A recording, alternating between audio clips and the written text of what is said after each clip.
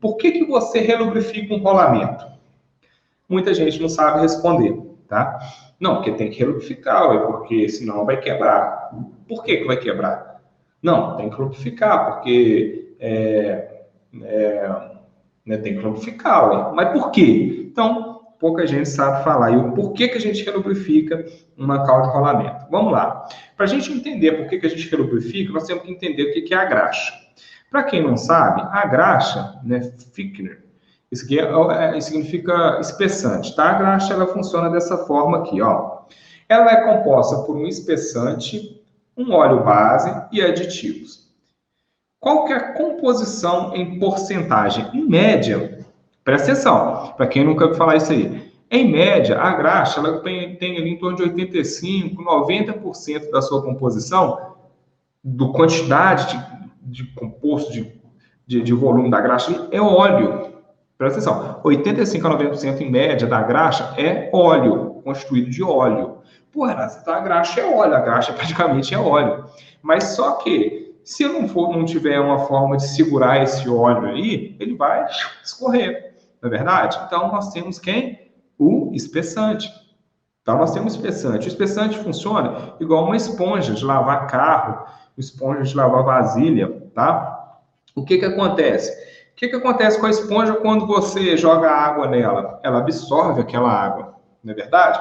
Ela absorve a água. Quando você exerce uma força nessa esponja, ela faz o quê? Ela expulsa a água. Você pega a esponja, aperta ela aqui, ela expulsa a água. Se você solta, ela absorve de novo a água, beleza?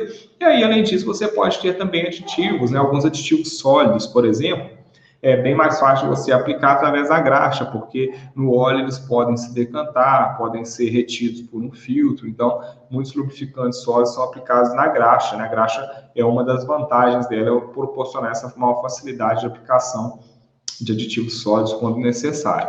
Então, se a graxa funciona como uma esponja, pensa comigo. Quando a graxa é aplicada no seu rolamento, ela tem espessante e tem o óleo.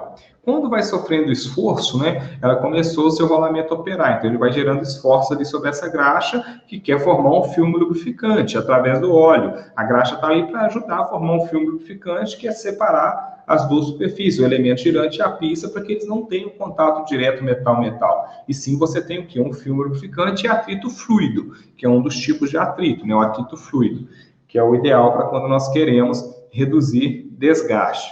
Ok. Então, se toda vez que a minha graxa sofre um esforço, ela libera óleo, e quando esse esforço cessa, o meu espessante tende a reter esse óleo, chega um determinado momento em que esse óleo que está sendo retido, ele não consegue ser retido em toda a sua totalidade. Então, você começa a perder quantidade de óleo que está misturado ao seu espessante.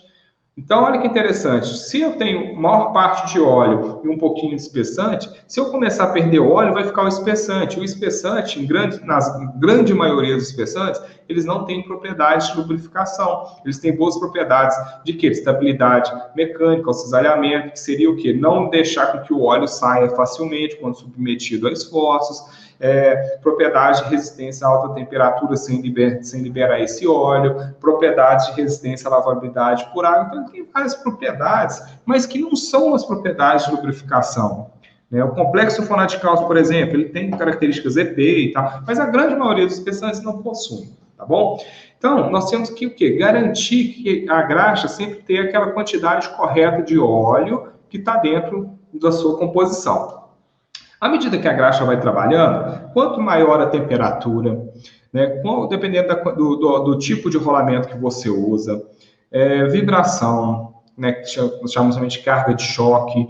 Então, vários desses fatores contribuem para que o óleo rache fora, para que ele consiga sair fora do espessante e sair do rolamento também, tá bom? Então, quando a gente faz todo aquele cálculo de periodicidade que foi falado, é para tentar aproximar ao máximo a conta, o número da condição ambiental, para nós chegarmos numa condição seguinte, olha, de acordo com essa condição, a tendência é que nesse tempo, o lubrificante, a graxa, ela perca uma quantidade de óleo que já vai comprometer a lubrificação do rolamento. Em média, fala-se 50% do volume de óleo retido. Se chegou em 50%, já tem que fazer a relubrificação. Tá bom? Então, por isso que nós relubrificamos, por isso que tem um cálculo de quantidade, um cálculo de periodicidade correta de relubrificação que deve ser obedecido, porque senão você corre risco de acontecer com igual aquela graxa que nós vimos há pouco, fica só quem lá? Só o espessante. Você vai ver, só tem esponja, não tem água, não tem o detergente, não tem nada.